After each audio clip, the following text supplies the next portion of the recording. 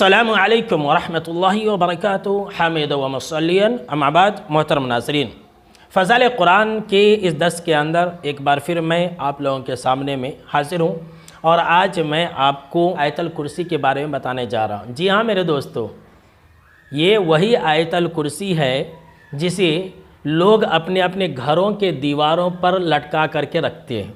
ये वही आयतुल कुर्सी है जिसे लोग अपने दरवाज़ों के सामने में सजा करके लटका करके रखते हैं, आईना के सामने में सजा करके लटका करके रखते हैं और वो ये समझते हैं कि आयतुल कुर्सी लटकाने से हमें फ़ायदा मिलेगा। तो ये बिल्कुल ही झूठी बात है, ऐसा नहीं होगा। सुन लीजिए, ये बिल्कुल ही गलत है। देखिए, कुरान मजीद के अंदर शिफा है, कुरान मजीद के अंदर बरकत है, बिला शक और शुबा बरकत है। लेकिन कब? लटकाने से बरकत है क्या? सिर्फ देखने से बरकत है? कुरान मजीद को पढ़ने से बरकत है, कुरान मजीद पर अमल करने से बरकत होगी। कुरान मजीद पढ़ेंगे तो शफा मिलेगी ना। सिर्फ आयतुल कुर्सी लटकाने से शैतान नहीं भागेगा। सुन लीजिए, बहुत सारे लोग इस अक़ीदे के साथ आयतुल कुर्सी लटकाते हैं, चारों कुल लटकाते हैं कि शैतान भाग जाएगा। नहीं, ऐसे हमने कितने घर देखे हैं कि पूरा कुरान मजीद रखा हुआ है लेकिन उस घर के अंदर रहने वाले लोगों के जिस्मों में शैतान है, उस घर के अंदर शैतान ने कब्ज़ा करके रखा है।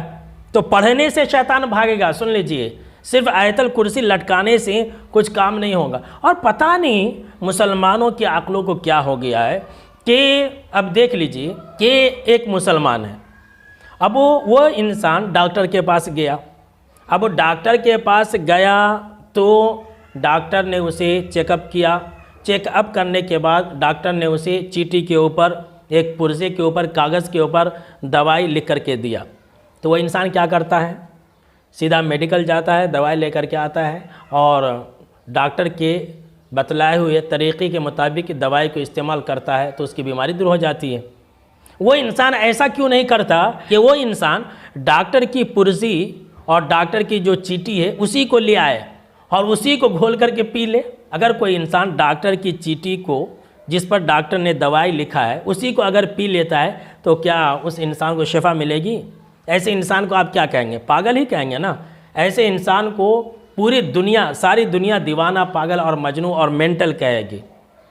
तो एक इंसान को डॉक्टर की लिखी हुई बात के अंदर ये समझ है कि दवाई खानी पड़ेगी, इसके अंदर जो बात लिखी है उस पर अमल करना पड़ेगा। लेकिन मुसलमानों की अक्लों को क्या हो गया है कि अल्लाह के कलाम के बारे में उसे ये समझ में नहीं आ रही है। यही बात अल्लाह के कलाम के अंदर मुसलमानों को समझ में नहीं आती है कि भाई कुरान मजीद अल्लाह का कलाम है, अल्लाह की तरफ से ये पैगाम, ये चिट्ठी है, ये लेटर है अल्लाह की तरफ से।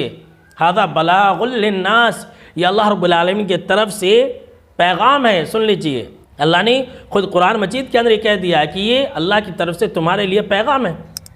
तो भाई अल्लाह रब्बुल आलमीन की तरफ से जब ये पैगाम है तो इंसान इसके अंदर जो बातें मज़कूर है उसको पढ़े, उसके मुताबिक अमल करे, वैसी ज़िंदगी गुजारे तो इंसान के लिए शिफा है, इंसान के लिए बरकत है, इंसान के लिए रहमत है। सिर्फ उसको देखेगा, घोल करके पी लेगा। बहुत सारे लोग ऐसा ही कराते हैं तो कुरान मजीद की आयत लिख देते हैं, घोल करके पिला देते हैं। तो क्या सवाल ये पैदा होता है कि कुरान मजीद की आयत को घोल करके पीने से शिफा मिल जाएगी? कभी नहीं मिलेगी। ये लोगों को उल्लू बनाया जाता है, बेवकूफ़ बनाया जाता है। लोगों के दीन और ईमान से मजाक और खिलवाड़ किया जाता है, उनके माल को लूटा जाता है, असरात के नाम पर, जन्नात के नाम पर, शैतान के नाम पर।